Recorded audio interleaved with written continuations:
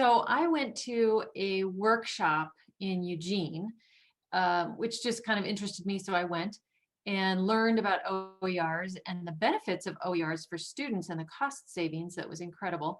And then I learned about a grant that would help pay for faculty members to create OERs. And so knowing that this might be useful in one of my classes, I went to a couple of my favorite people and said, what do you think? Shall we try this?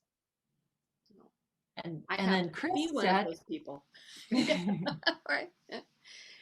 And it was also at that, it was shortly thereafter that Amy Hoffer, I think that's how she pronounces her name, came to COCC to do a workshop about developing OERs. And Anne-Marie and I both attended. I did because of Anne-Marie's enthusiasm about that.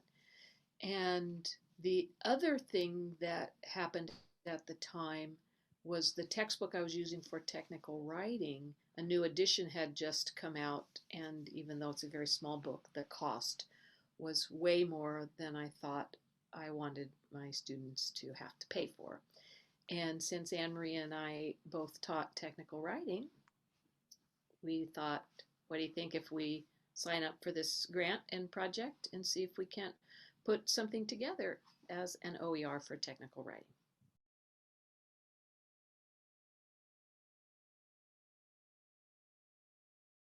We had been using, in part for supplemental reading in our technical writing class, a free online book.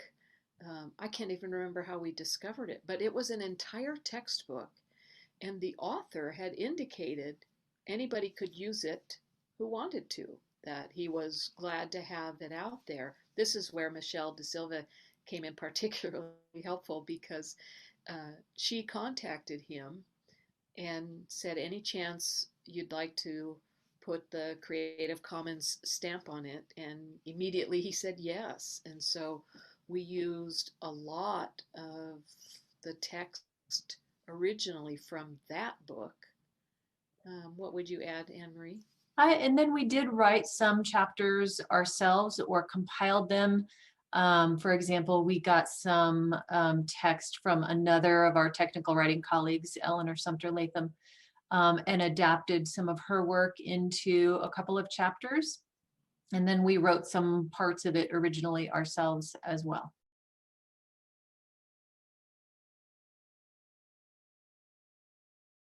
Savings to students was a big one and probably what got us into it initially. But I would say that there's been some flexibility with using OER too that's been nice.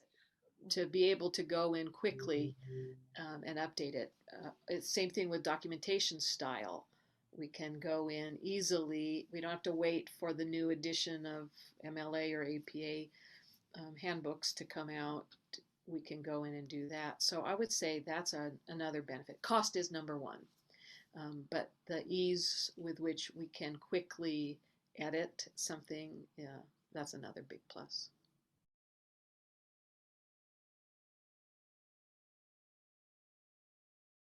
Give it a try and find a partner who you like hanging out with.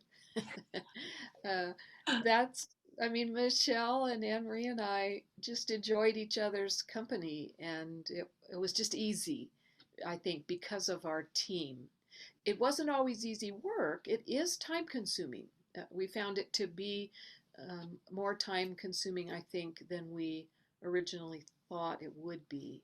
But we now have a textbook that I have continued to use since we put it all together. And Anne-Marie did also while she was still teaching the class. I would say the best place to start would be if there's already an existing OER textbook out there.